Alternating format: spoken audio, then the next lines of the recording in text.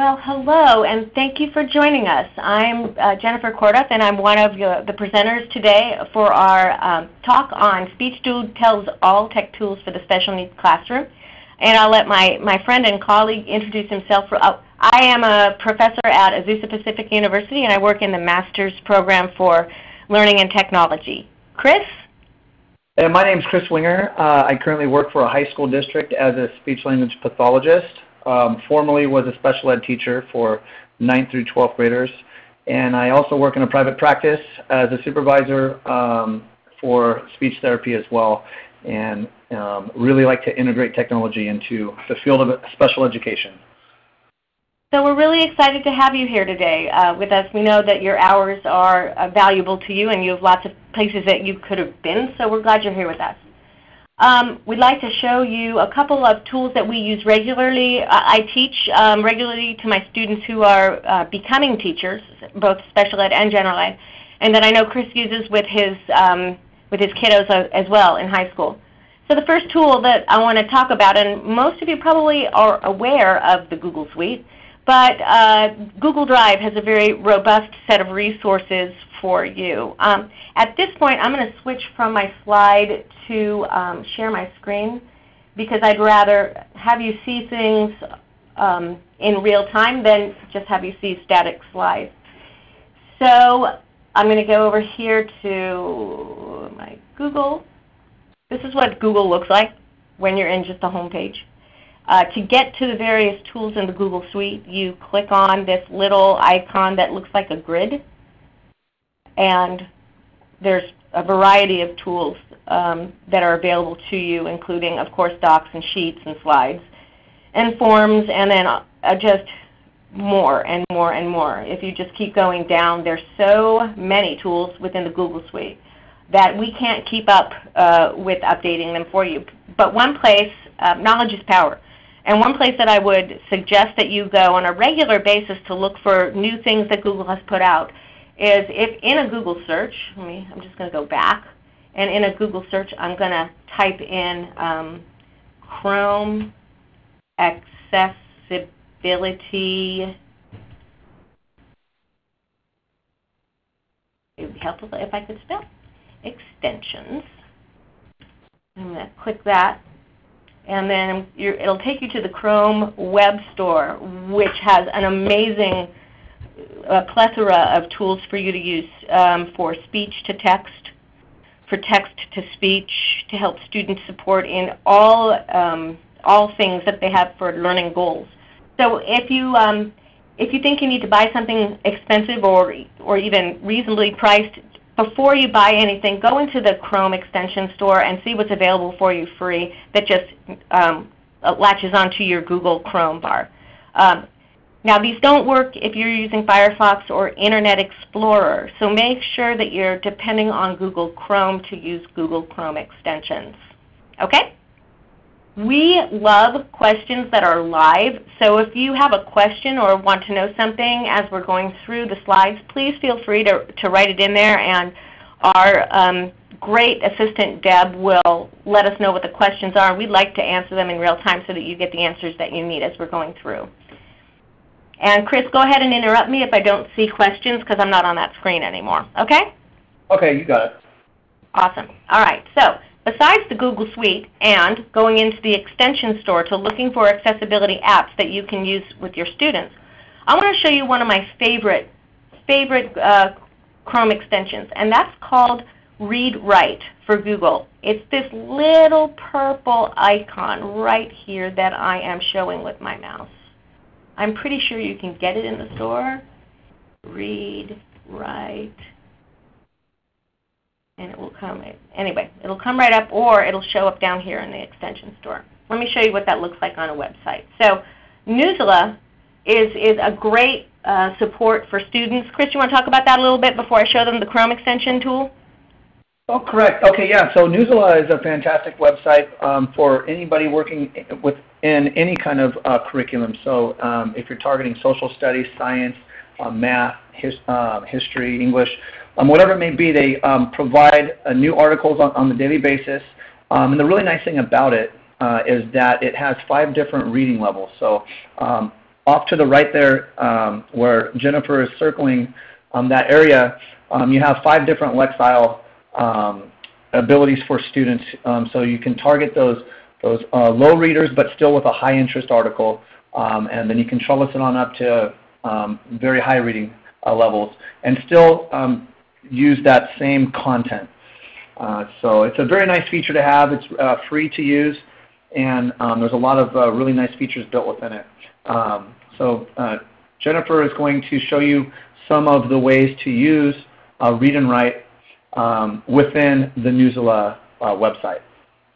So Read and Write, hands down, is one of my favorite extensions. It's free for teachers, and you can buy it for an entire school site for a negotiable fee. They don't list the fees on their website, but if you contact Read Write, they will work with you to, and it's a very reasonable fee per student if you do it for the whole school site. So I'm going to send it away so you can see this little purple icon right here is Read Write.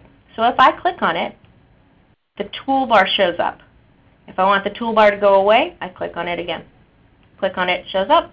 Click on it, goes away. Okay? I'm going to go from right to left and show you the tools on Read Write. So the first tool is right here, and it's a simplification tool. So if I click on that, Read Write opens a new Google Doc. See, here's Newsela. This is a new Google Doc that is simplified. So I'm going to move the toolbar out of the way so I can click the minus button and less text will appear. They'll hone it down to the key points rather than showing everything. If I click the plus button, more and more text appears, more details appear. So if you need to scaffold down for a struggling reader, this simplification page works really, really well. And look at this. I love this button. This is brand new. So this one, you can practice reading aloud. So if I click on Practice Reading Aloud, it opens me up to a new Google page. And then I click on the little microphone and I can start recording myself. So if I'm going to hit record, I'm going to allow the microphone. In Manchester last Sunday, cheers drowned out tears as Ariana Grande was joined by fellow music stars for a charity concert. Then I'm going to hit stop. And now I can listen to myself by hitting play. In Manchester last Sunday, cheers drowned out tears as Ariana Grande was joined by... Not bad. Not a bad recording. And then this little arrow allows me to send my recording to my teacher. It'll be a list of teachers that's on the Google account. So I don't have that set up yet, so we're not going to worry about that right now. We'll do this later. But that's a really great feature. So if you have a kiddo that wants to practice reading at home on their home computer, and then they can send the recording to the teacher, it makes a great homework assignment. It makes a great assignment in classroom. It makes a great center assignment if you're in the elementary school setting. Let's go back here to Newsela. So that I showed you Simplify, and I showed you, and this tool doesn't show up on this tool right here that's new, Read Aloud. It doesn't show up on Newsela. We're not sure why, but it does show up on certain pages. So if you don't see it, don't freak out. Some pages are formatted to use the Practice Read Aloud tool, and some pages are not quite there yet. Okay? So back to Newsela. So the next button, I click Vocabulary, and it creates for me a whole new Google Doc where I can create a vocabulary list.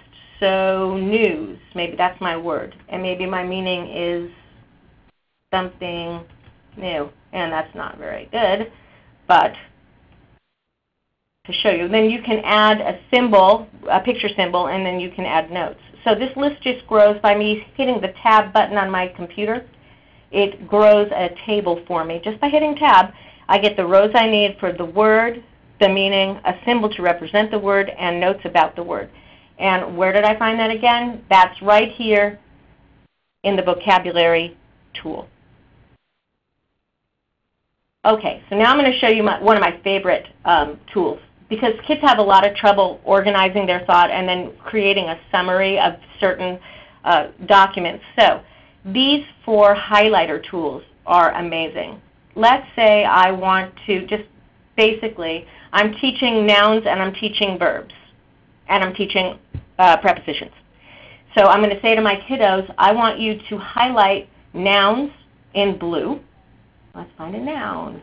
Sunday. Blue. Oops, I don't want to add all of that blue. So I'm going to hit end highlight. Undo it. It won't undo it for me, so I'm just going to move on. Highlight. Oops. Sometimes things don't work the way you want them to work. That's just the way it goes. We're going back. All right. Get my read and write back. Highlight Ariana Grande, and it'll highlight the whole sentence. That's fine. We'll do it by sentences. So maybe things about Ariana Grande are in blue, and things about other musicians like Pharrell Williams are in pink, and things about the victims of the attack are in another color. They're in yellow. Let's say that. Okay? So they would go through and highlight different sentences or different words in different colors as per what you're requiring of them. And then they go up to this little color wheel here, and they click Collect Highlights, and I click OK. And it creates a new Google Doc with the sentences that are highlighted from the Newsela website. Pretty nifty. And I want to chime in too. Sometimes it varies from website to website. Most websites, such as if you're on articles on CNN or various other sites, you can do individual words. I think that Newsela just has some parameters built within it where it highlights the entire sentence. But there are a lot of other websites, as Jennifer was demonstrating, where you can just double-click on a single word if it's a vocabulary word, such as just one noun, and then you wanted to distinguish those between the verbs and the adjectives. You can do that, and then it'll collect those individual words. Right. So I went on to the Quality Indicators for Assistive Technology, which is one of my favorite organizations ever. And on this one, I am able to highlight individual words. So I just highlighted 2 nouns in blue, and some prepositions I'm going to highlight in yellow, just so you can see that it actually does work right. And then is to provide is also a verb, so I'm going to highlight that in pink, and then I'm going to hit that color wheel again, and I'm going to hit OK, and then a new document with those words highlighted comes up, and then they can say, okay, the yellow words are prepositions. I can totally just type on this.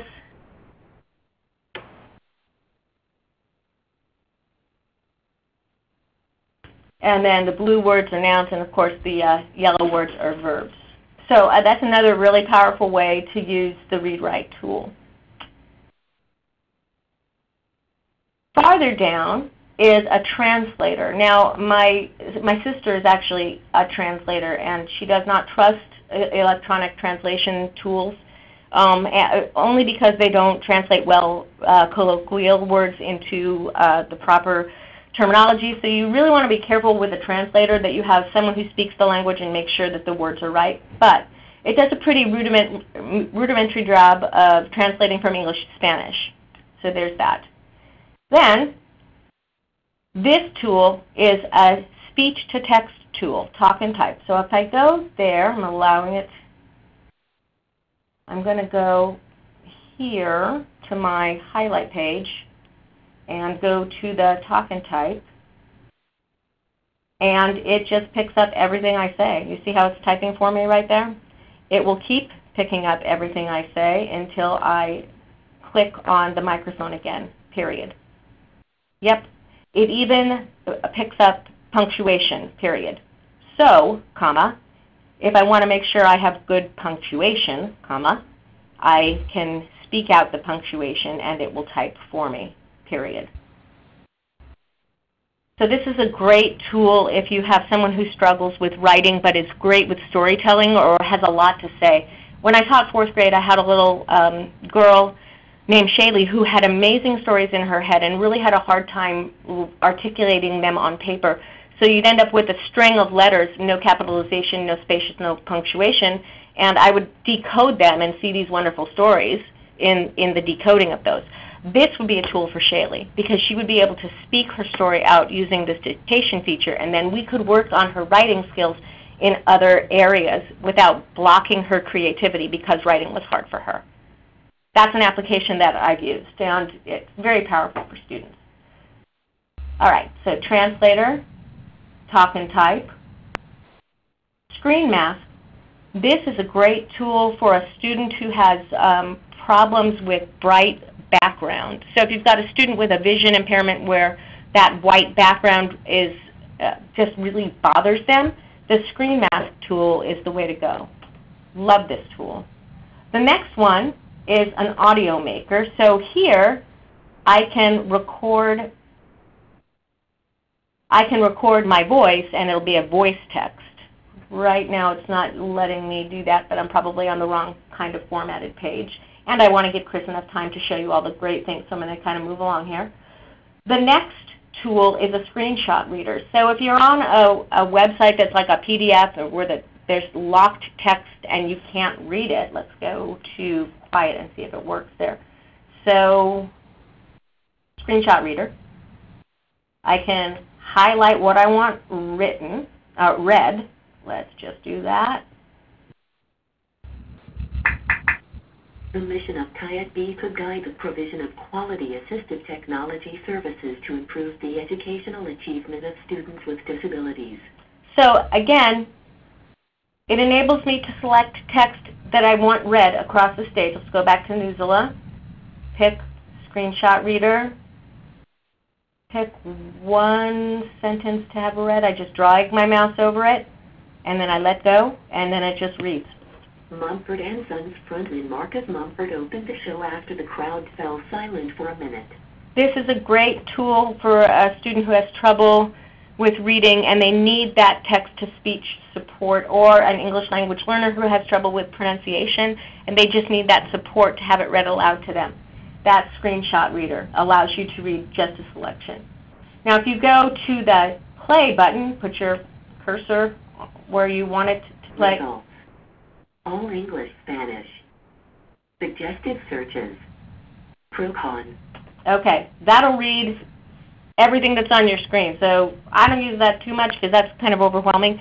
I'd prefer the screenshot reader because that limits what you're having read instead of having everything on the screen read out loud. Another Jennifer, one that I have a question for you. Sure. Debbie is wondering how the students get this on their own laptop. Oh, that's a really good question. So if your school buys a subscription to it, then you just download the extension from the Chrome store, and you would put it individually on laptops or have your tech team do that. As a teacher, you get a free subscription, and then you just download it from the Chrome extension and put it on your Chrome browser, but students can do it if the school buys a subscription for it, or if you can buy subscriptions for individual students. Does that help?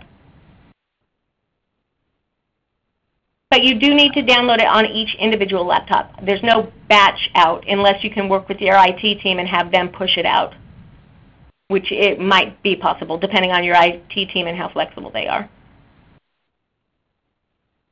Deb, did that answer? I think so, yes. Thank you. All right, cool. Good. Thanks for the question. I love the picture dictionary for the littler kids. So I click picture dictionary, but I have to select a word, so that didn't work very well for me. All right, so I'm going to select the word event. I just selected that word, and I'm going to click picture dictionary, and it gives a symbol of what event means. It's where people are gathered. Or if I use the word people, I don't want to use killed. That's not a good one. I get a picture dictionary for people. Well, let's see what happens if I do musical. I get a picture dictionary for musical. So again, with an EL student or a student with cognitive processing problems, they can highlight a word and have it show as a picture dictionary to gain a better understanding of what the meanings of the words are. They also have a regular dictionary here, so musical. If I go to organized, look, if you have both up at the same time, you can have a picture dictionary for organized and a text-based dictionary for organized. So the kids have just a lot of choices and a lot of options. So I clicked angels, so you have the text dictionary that talks about angels, and then you have a picture dictionary. I close those out just by clicking the X's, and they go away. Hover speech is where if I put my... The hastily organized One Love Manchester event became one of the biggest single gatherings of musical talent this year. So stars lined up for the concert dedicated to the... So hover speech, I put my cursor wherever I want the website to read out loud to me. It highlights the sentence I'm having it read out loud, and it'll just read. So it's another text-to-speech option that includes that highlighting feature, which is real powerful for kids. And finally, there is word prediction. And it's not working for me right now. Let's see if I can do it. If I'm typing, and I go to word prediction. All right, it works when I'm in a Google Doc. So what word prediction does is it gives suggestions of the next word that I might want to type. So if I want to type friends, and I know it starts with a f, I type the F, and there it is on the list, number 3, and then I can just choose it. And it reads it out loud to me, friends, and then I want mine, and there it is, top choice. Mine. And the nice thing about that is the word prediction, they select the word, and then they hear the word, and they might say, no, that's not what I meant to say. So then they can go back and erase it and try again. So it's a very robust system for word prediction where they can find the word, it's read out loud to them. If it's the right word, they can move on. If it's the wrong word, they can go back and do it again until they get the right word. Word prediction is a very powerful tool for those kiddos that have trouble with spelling. Yeah, my son was in that boat all those years ago, and so he benefited from these kinds of tools. We didn't have this one back then, but from tools like that. Yeah, okay. So she's just going to keep writing to me until I turn her off. All right, there we go. So that's ReadWrite for Google. Again, it's one of many, many, many accessibility extensions through the Chrome store, but it's by far the most robust for the low cost to students and the fact that it's free for teachers. Having said that, I want to show you just one more little extension that I use on a regular basis, and then I'm going to move it on over to Chris. So I read a lot of student papers through my laptop, and eye fatigue is a very big deal when you're spending 8 hours a day or even 2 hours a day reading and grading online, or even for your students who are doing research online. So this little icon right here, this little megaphone, is a text-to-speech. So literally it reads what's on your screen. So I'm going to go here to digital citizenship, 9 steps, and then I'm going to select the text that I want read, and I'm going to take away read write. Oh no, I just did it. Okay, there we go. I'm going to hit speak it.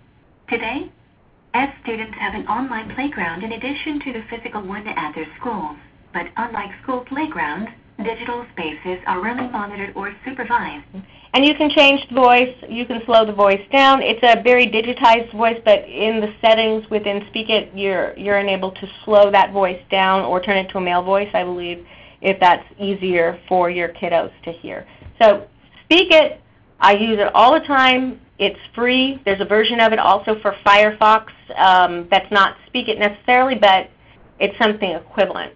So what you do is you go into the Google store and you type in text-to-speech extension, and a whole bunch of your options will show up there. Chris, you're up. Okay, yeah, I did want to just reflect on a question that was asked earlier, just to discuss on the read and write too. If you guys decide as a district or as a school site to get the extension for read and write, the nice thing about it is that it gets attached to the students' their Gmail account, so that way they can have access off campus. So if they're on vacation or if they're at home or at the public library, they'll be able to have access to these features as well, which is a really nice thing. And the other thing I really like about what all the tools that Jennifer went over within Read and Write, it's kind of an all-in-one package. So it eliminates the need for having to get several different programs installed on your computer. You know, one of those things where we have the dictation tool. Dragon, naturally speaking, has always been popular. This kind of supplements that with having it embedded within the extension. It's got the word prediction features, real similar to Don Johnston's Co-Writer, and then Don Johnston's Snap and Read. So we're really taking a whole lot of different tools and merging them all onto one platform, which is a really awesome thing. And it just is a fantastic support for the students in various documents, such as everything within the Google Drive, their Google Docs. It touches on PDF files, the EPUB files, and it's just really engaging and tying into that digital content. So I wanted to just touch up on that. So as we transition into our next tool here, I did want to talk about extensions and applications. So we've brought up extensions quite often. And so when you're in the Google Store and you type in these things, you're going to have a variety of programs, or not programs, but extensions and apps that come up. The major difference. You want to share your screen? You want to share your screen, Chris, so that they can watch you doing accessing that? Right. Okay. Yeah. I'll access that. I did want to say that. Yeah. It enhances. So the extensions are going to enhance the functionality of the Chrome browser, whereas the applications are going to be more of a user interface where you can do things within that. So let me share my screen here and kind of show you what I mean. So let's see. Share desktop, and then let's make this. Can you see it on your end?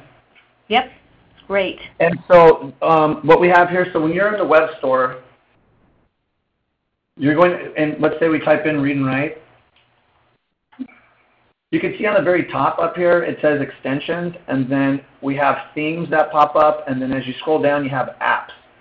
So extensions are basically things that are going to support the web browser itself. It enhances that functionality. The app, all of the apps that you install are going to be basically like a program. So what that's going to look like with mine is a variety of things, such as word processing, document things like Google Docs, which is very similar to Microsoft Word. You can have Google Slides. Your YouTube is an app. Your Gmail for getting all your access to your emails.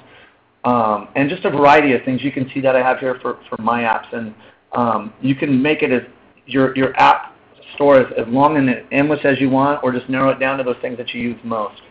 So that's basically the difference. So one of the extensions that I find quite useful, and I use it very often, is called Page Marker. So within the web store, if you type in Page Marker, it pops up as the first one, and then you're just going to click that plus button and add it to Chrome. So what it will end up doing is it's going to add it up into your Chrome browser. And so when you're in your Chrome browser, up on the top right, if you look straight up there, you'll see the extension. And that allows me to draw directly on any website in real time. And I don't have to hassle with taking a screenshot. So it's a very, very nice feature.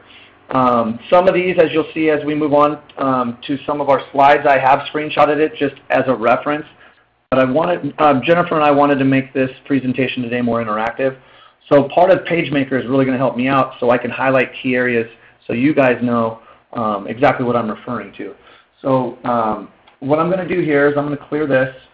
As you see, I just click on this little red marker extension, and actually I can just hover over it and it'll let me know what it is. And it'll pop up. And so what I'm going to do is I'll just go to a website called ClassHook. I love ClassHook. This is not on one of our tools, but it's a fantastic website that has engaging videos that are used from popular TV shows and movies. So you can type in anything such as World War II, or you can type in communication, and you'll just have a laundry list of videos that will come up that are already selected for you with questions rather than having to do that whole searching through YouTube and finding little clips from TV shows, this is tied directly into the curriculum. And so I'm going to demonstrate PageMarker on this website. When we open it up, you'll see that we have our little toolbox here, and we have a red highlighter up right in the corner of the Chrome browser. So we can begin drawing anywhere we would like on the website. If I wanted to change the color, I just click on the red icon, and then an additional color wheel will pop up, and then I can make various choices for highlighting tools.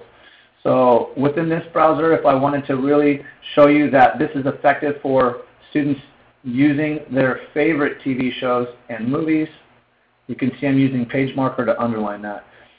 If I do not want the underlined or the page marked up with what I've done, I just have to click on this clear button on the right. It clears everything on the page. I have a couple other tools. I can increase or decrease the thickness. So why don't we change the color just for demonstration purposes, and we'll make it green, or we'll make it blue. So now I have blue, and I've made it thicker. So if I wanted to underline or circle something in a thicker font or cross out something, I can do that as well. So I'm just going to circle this area for demonstration purposes. You can see that the thickness is a lot bigger. The color's changed to blue. And I also have a feature on here that is an erase tool.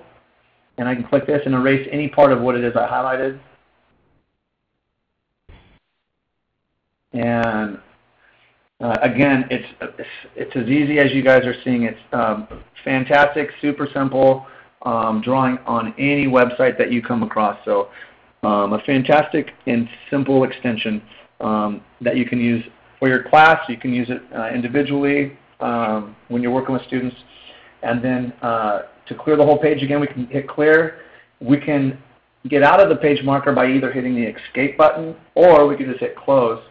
And what that will do is it will minimize the extension. So that's PageMarker. I'm going to come back here and get back into our presentation for our next slide. Let me make sure I'm hitting the right button here. There we go. And so that's tool number 4. The next tool that we're going to talk about, move over to tool number 5. Bookshare.org is a fantastic website for students with print disability.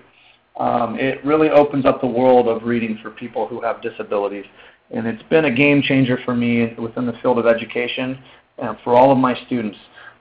So it targets those students who cannot read traditional print books, whether they have a visual impairment or a physical disability, or if they have a severe learning disability. That's what this website's for.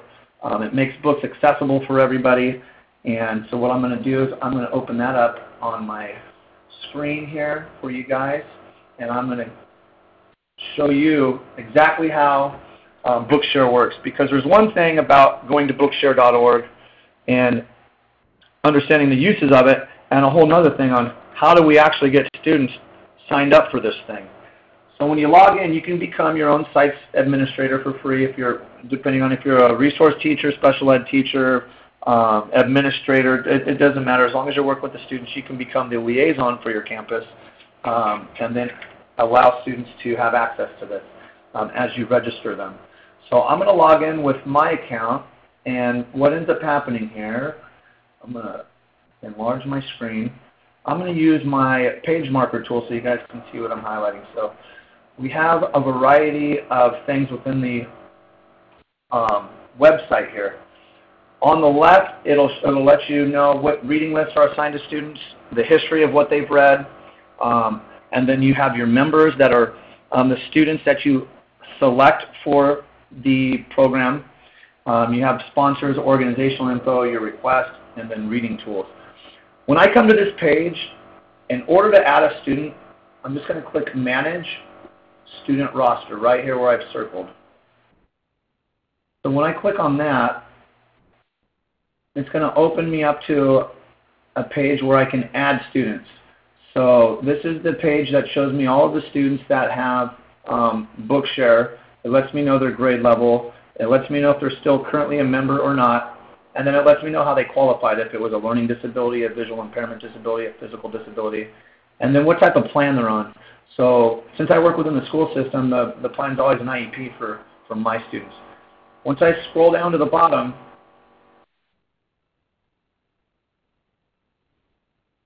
I have the little icon here for adding a member. So I'm just going to click Add Member. And then from here, it comes up with the information for our students. Chris, I have a question for you. Yes. Eleanor is wondering if parents can have an account for Bookshare apart from the school. Parents can have an account for $50 a year and a $25 setup fee. So, so anybody can have access to this.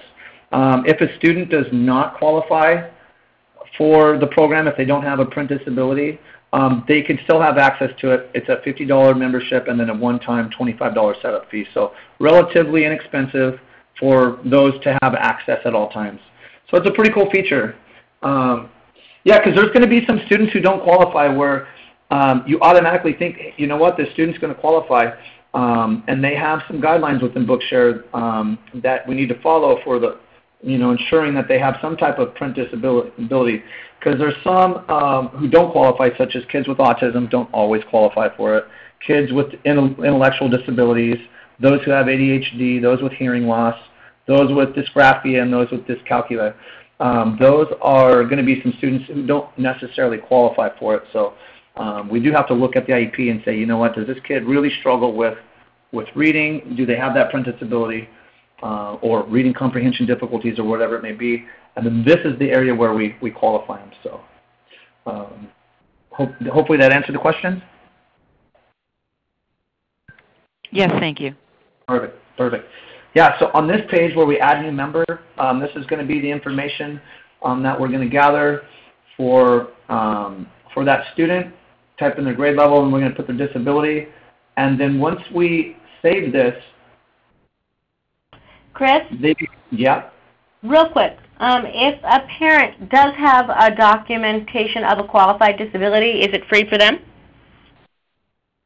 I believe that it's free for anybody who has a print disability. It's not just for those who are enrolled in school, but...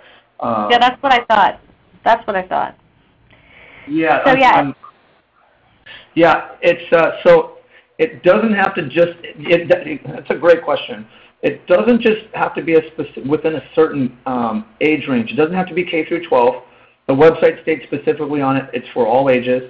It doesn't have to be within the school setting either. It can be for a variety of organizations. So, for example, as I mentioned to you guys that I work at a private practice, this could be something that could qualify my students at the private practice as well.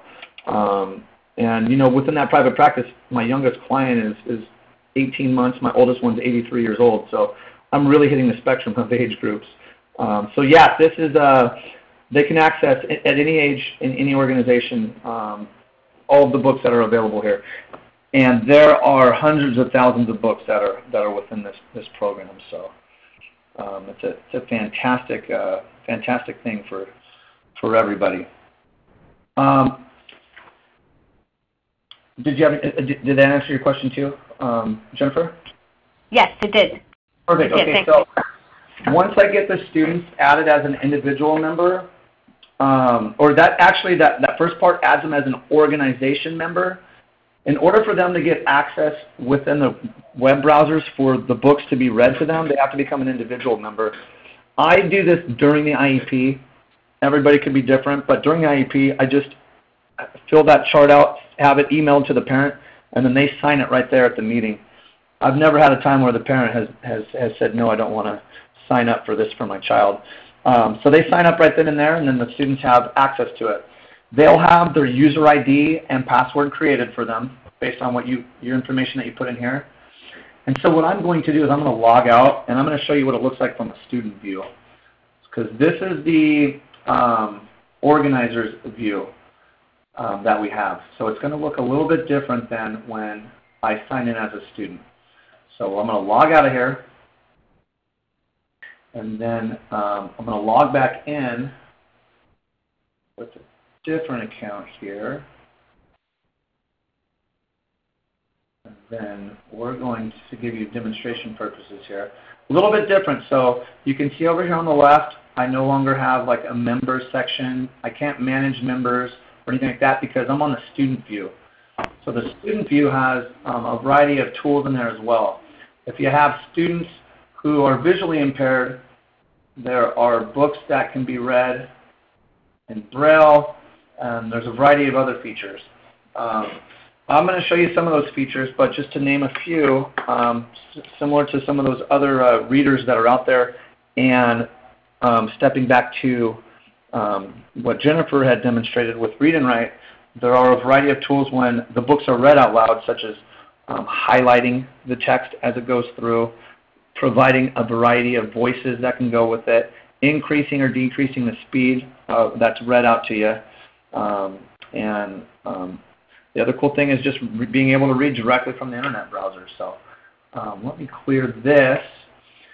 So as I mentioned to you, the books that are in the program are really, they have everything that is built within the school systems. And there are a variety of school text as well. So if there's a social studies book, a world history book, or some type of biology book, there's a high likelihood that it will be in there. You just type up in the browser, up in this area. You can put the title or the author or the ISBN number, and it'll pull up if it's available or not. So a very popular book for my students is going to be To Kill a Mockingbird, because that's a required reading for the students that I work with. So I'm going to type that in there, and it'll come up with a variety of choices. And it lets you know the author. It'll let you know the year that it was copyrighted. So some of these versions are different based on what the classroom is reading. So this particular one that I'm going to click on is going to be the 1960s version from Harper Lee. So I'll click Read Now, and it usually takes about a minute or so to load. So while that's low, that only took 10 seconds. So it's loaded, and we have a variety of tools that are going to be, let's see, page marker doesn't accept. So I can't use page marker within this one because it's not supported. So if we look on the top up here, we have a variety of features. That very first one on the top left is going to be the table of contents. So when I click on that, it's going to let me know what chapter I'm in or what part I'm in, what verse I'm in. If it's a Shakespeare, you know, it could be a different, it's not a chapter book. And then it'll let me scroll to those pages. So I'm just going to click on one of them. It takes me directly to chapter 5. And then now I have my ability to read the book within the web browser. The really, really cool thing that happened within the past 6 months is that you used to have a Chrome extension. It was the Bookshare web reader, but recently they made it built within the browser, so you no longer have to have an extension. So as you guys are seeing, as I go through this, you can see how easy it was for me just to type in the book and hit read. And so what I'm going to do is I'm going to click on, so these next ones right here are going to be scrolling from previous page to the next page. The next icon's where we're going to do text-to-speech. My nagging got the better of Jen eventually, as I knew it would, and to my relief we slowed down the game for a while. He still maintained, however, that Atticus hadn't said we couldn't, therefore we could. So as you see, as it reads through, it recognizes its punctuation, such as it makes a short pause when it comes to commas. It makes a little bit longer pause when it comes to the periods. It highlights the text as it goes through, and it has a pretty nice sound to it as well. It's not too robotic. It doesn't really have that synthesizer digitized sound. If I wanted to change those features, the next one over is my settings, my options. And so within the options, I can change the text in the background. I can increase the font size. So I'm definitely going to do that because the font was pretty small. So we're going to increase the font, and then I can change the text in the background.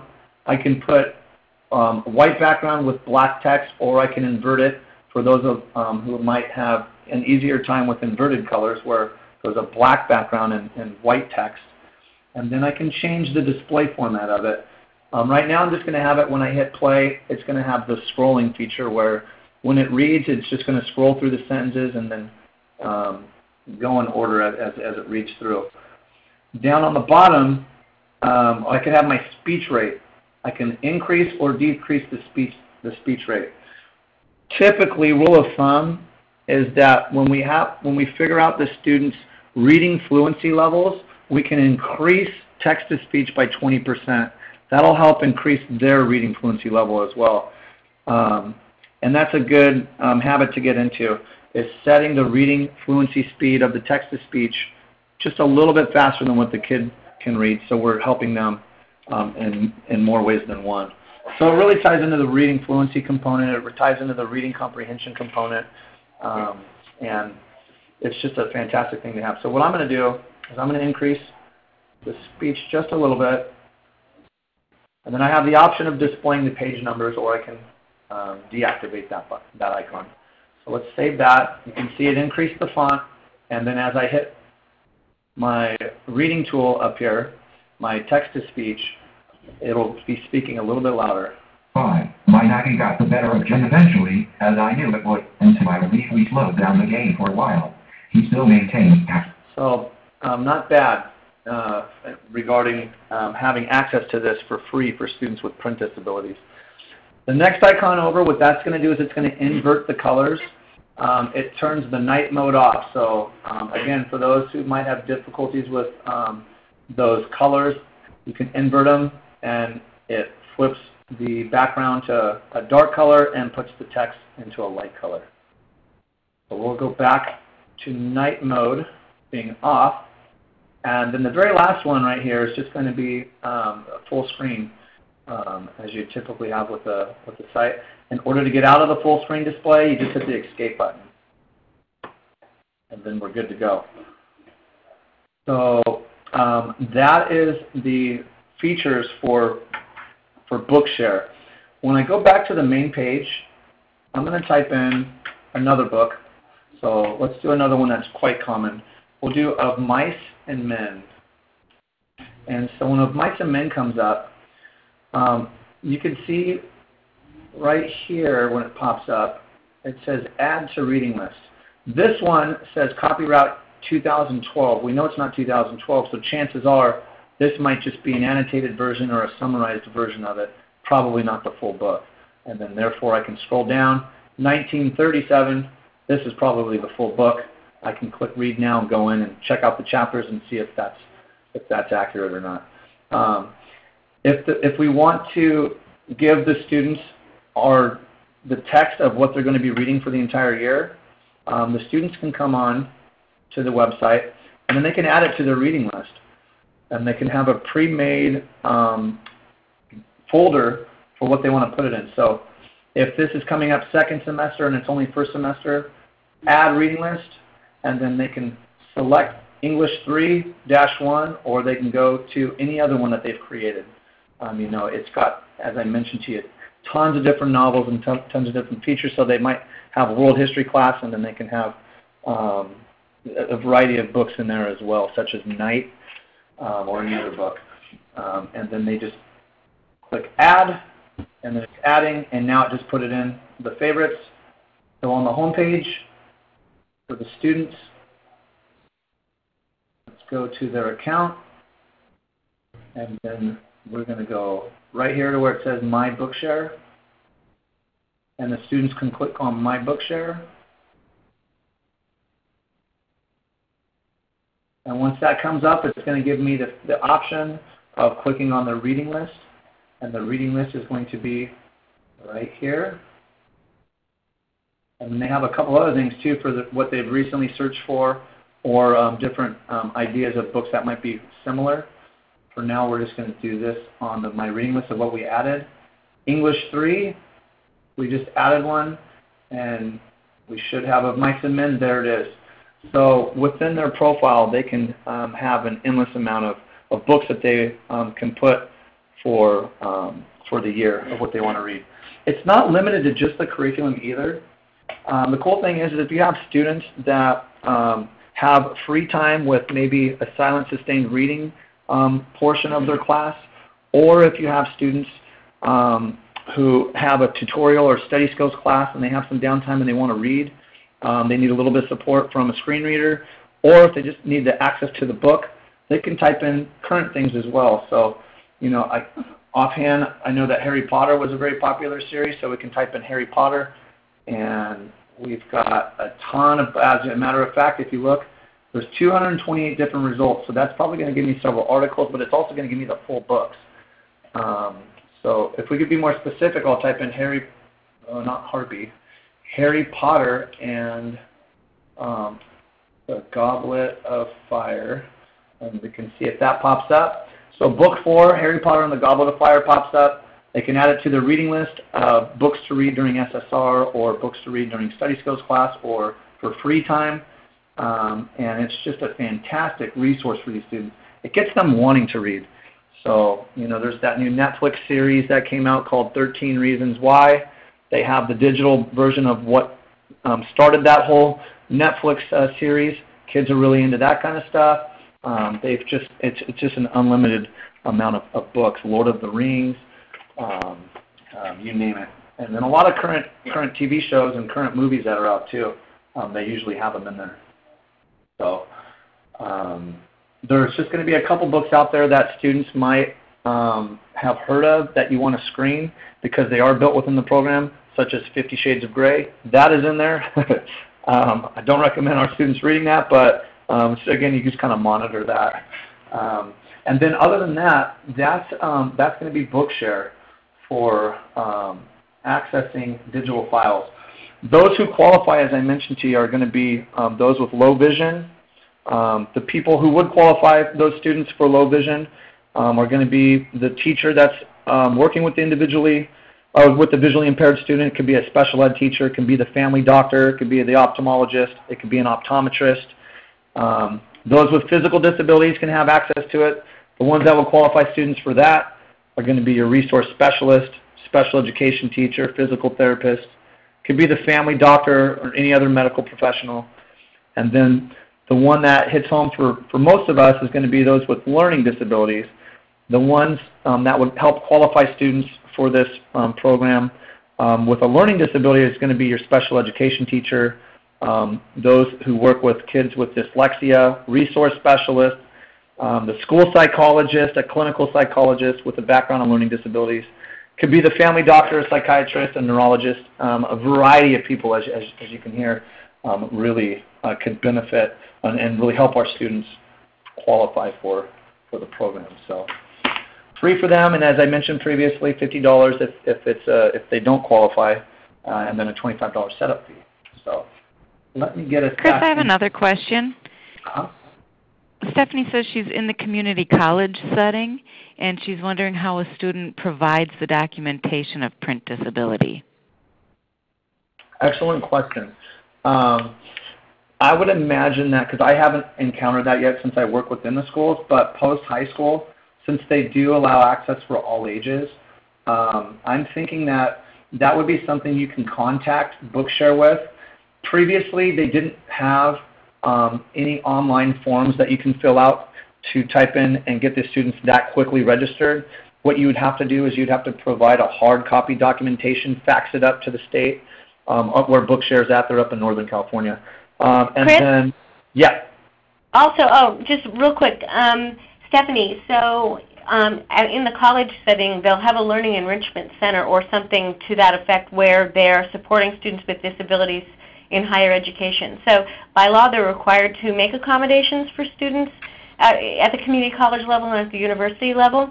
So if the student just goes to their equivalent of a learning enrichment center and speaks to that director, they have a process in place by which they can prove that they qualify for a print disability. They do the same kind of testing, not as robust, but they can do the same kind of testing, and they have to provide, by law, the same kind of support that's provided in K-12.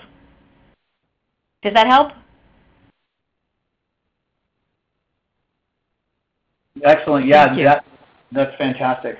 Yep. And you working within the college setting too, yeah, you've got all that knowledge on that. So. Well, I've worked extensively. I've worked extensively with our Learning Enrichment Center director, and they have they're required to have a robust process in place. They're required to be able to have options for students with disabilities in higher ed. What happens oftentimes is students learn how to navigate the system in K-12, and when they get to higher ed, they don't understand that there are options available to them, and they kind of drown without knowing. So it's really great for you to be proactive, Stephanie, for your students, and find out where those resources are at the community college where you are working or have a child, and make sure that they get a plan into place for accommodations. And once you have that paperwork, you just submit it to Bookshare and you have it. ABI specialist, okay. I just wondered what type of documentation they would need. Documentation of a print disability. So documentation that they have a known accommodation. As an instructor in higher ed, I have to, if I have a student with a disability, it's their responsibility to reach out to me and to reach out to the Learning Enrichment Center and to have the director connect to me as the instructor, and they provide me the documentation on the disability or the accommodation that needs to be made. But again, that falls, the first steps on that fall in that lap of the students, and oftentimes they don't know that. So the more proactive you can be to get that word out, the better we are for our kids, because they tend to kind of sink back into the shadows when they get into higher ed, and there's no reason for that, none at all. Go ahead, Chris. Sorry, that was my little bandstand moment. Yeah, no problem. We're coming up towards the end. I wanted to spend a little bit more time on Bookshare because that is definitely the game changer for everybody that we work with or anybody who has a print disability. I just feel like that is one of the best things that we can do to provide support. And so we're coming down towards the end, and we do have a poll. There are two things that we didn't cover. However, we covered a lot of the other areas, and so if you guys could, on your end, select either one or all, or however you feel would be most useful tools for your needs in the classroom, and submit that poll for us. That gives Jennifer and I some feedback as to what we can modify or what we can continue to address to help others out. And we do appreciate your time today. Jennifer, is there anything that you would like to comment on? I just go ahead and finish that poll, everyone. And Chris and I are real serious about the work that we do here. We love working with people. We love helping connect them to solutions that are lower cost and really mainstreamed for you. So I want to offer our contact information for Chris and for myself. Feel free to email us. Or you can search for me on Twitter. I have a Twitter handle as well. And then we can set you up with whatever resources you need. Just make sure that you mention that you attended our webinar so we know who you are and kind of where in our lives you're coming from, because we know a whole bunch of people. We sure do appreciate your time today. We sure do appreciate you spending an hour with us. I personally, this is the highlight of my day today. Chris, how about you? Oh, yeah, it's fantastic. This is definitely my highlight. I love being able to help out others and learn about new tools and provide that support for everybody to really help our special needs individuals out. And we have two upcoming webinars, one in October, one in September, something like that. So keep looking. We enjoy having you all, and we love repeat participants as well.